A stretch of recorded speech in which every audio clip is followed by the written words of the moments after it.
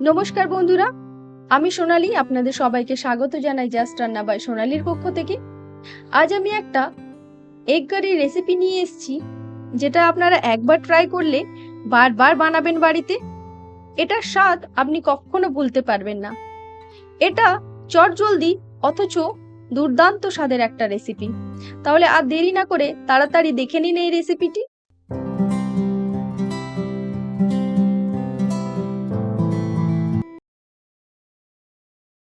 আমাদের এই চটজলদি এগ কারি বানানোর জন্য কিছু উপকরণ লাগছে। সেগুলি হলো, এখানে নিয়ে নিয়েছি অল্প পরিমাণে আদা, যেটাকে এইভাবে ছোট করে কেটে নিয়েছি। তার সাথে নিয়ে নিয়েছি 1 কোয়া রসুন, যেটাকে আগে ছাড়িয়ে নিয়েছি এইভাবে। আর নিয়ে নিয়েছি 4টে কাঁচা লঙ্কা। তার সাথে আছে একটা টমেটো। তার সাথে আছে 3টে মিডিয়াম সাইজের পেঁয়াজ, যেটাকে আমি আগের থেকে খোসা ছাড়িয়ে এইভাবে কেটে নিয়েছি। এরপর আমি এখানে নিয়ে নিলাম একটা গ্রাইন্ডিং জার। এরপর এখানে দিয়ে দিচ্ছি কেটে রাখা টমেটো, পেঁয়াজ আর ছাড়িয়ে রাখা রসুন, আদা ও তার সাথে কাঁচা লঙ্কা। তার সাথে এখানে নিয়ে নিচ্ছি 1 চা চামচ গোটা গোলমরিচ, হাফ চা চামচ লং, মানে আপনার 4 থেকে 5টি লং, আর নিয়ে নিচ্ছি 4টে ছোট এলাচ। তার সাথে এখানে নিয়ে নিচ্ছি একটা দারচিনির টুকরো, একটা বড় এলাচ। তার সাথে নিয়ে নিচ্ছি 1 চা চামচ গোটা ধনে, 2 চা চামচ গোটা জিরে আর একটুখানি জয়ত্রী। এরপর এর মধ্যে আমি একটুখানি জল দিয়ে নিয়ে তারপর এটার একটা স্মুথ পেস্ট তৈরি করে নেব।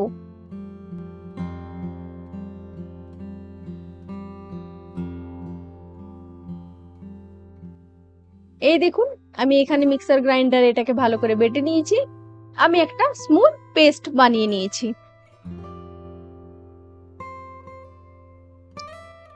তাহলে এরপর চলুন তাহলে বাকি রান্নাটায় যাওয়া যাক।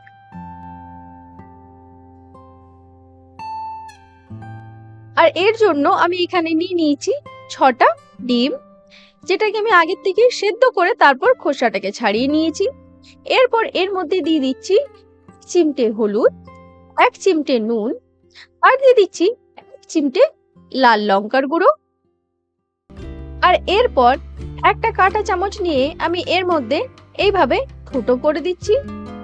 আপনারা এই প্রসেসটা কিন্তু এই নুন হলুদ দেওয়ার আগেও করে নিতে পারেন। আমি এখন এই অবস্থায় এটা করে নিচ্ছি।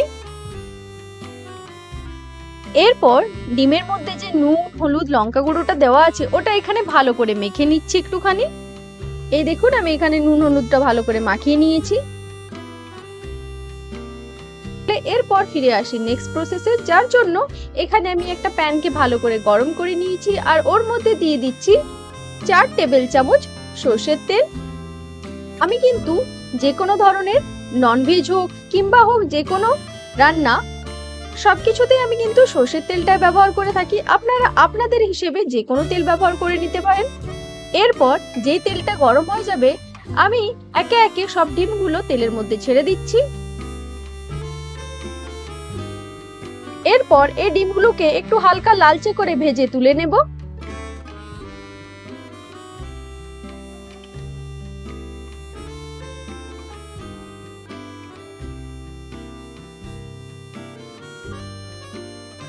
এরপর এখানে ফোড়নের জন্য দিয়ে দিচ্ছি একটুখানি গোটা জিরে,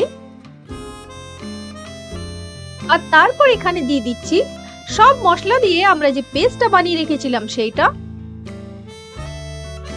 আর এই পেস্টটা দেওয়ার পরে ক্রমাগত এইভাবে চালিয়ে যেতে হবে, তার কারণ আমরা কিন্তু এখানে পেঁয়াজটাও বেটে নিয়েছিলাম। সেই কারণেই আপনি যদি একটু অন্যমনস্ক হয়ে যান, তাহলে কিন্তু এই পেঁয়াজটা তলাতে লেগে যাওয়ার সম্ভাবনা থাকে।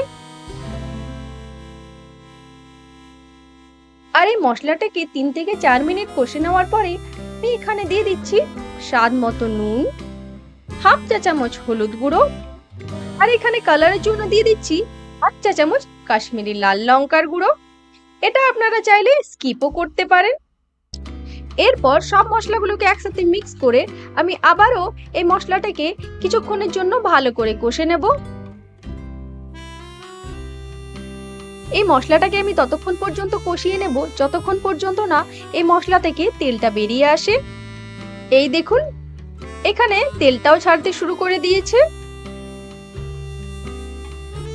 আর এখানে আমার মশলাটাও কষানো হয়ে গেছে। এরপর এখানে দিয়ে দিচ্ছি অল্প পরিমাণে জল। এখানে জল বেশি দেওয়ার খুব একটা প্রয়োজন হয় না। এই এগ কারিটা একটুখানি মাখা মাখা হলে বেশ খেতে ভালো লাগে। এরপর এখানে ডিমগুলো একে একে দিয়ে দিচ্ছি। আর যেই এগ কারিটা একটুখানি ফুটে উঠবে তখনই আমি এর মধ্যে দিয়ে দেব একটুখানি কাসুরি মেথি। তারপর ঢাকা দিয়ে রান্না করে নেব 5 মিনিটের জন্য। এই দেখুন, আমি এখানে ঢাকা দিয়ে 5 মিনিট রান্না করে নিয়েছি। এরপর ওপর থেকে একটুখানি ধনেপাতা ছড়িয়ে দিয়ে আমি এটাকে গরম গরম পরিবেশন করব। আপনি এটা রুটি, পরোটা কিংবা হোক পোলাও, যে কোনো কিছুর সাথে অনায়াসে খেতে পারেন। তাহলে আপনারাও বাড়িতে এটি ট্রাই করুন আর আমাকে অবশ্যই কমেন্ট করে জানাবেন কেমন লাগলো আপনাদের, কারণ আপনাদের কমেন্ট আমার জন্য খুবই গুরুত্বপূর্ণ। আর আজকের ভিডিওটি যদি আপনাদের ভালো লেগে থাকে তাহলে অবশ্যই আমাকে লাইক, শেয়ার অ্যান্ড সাবস্ক্রাইব করবেন। আজকের এই ভিডিওটি দেখার জন্য ধন্যবাদ। ভালো থাকবেন, সুস্থ থাকবেন।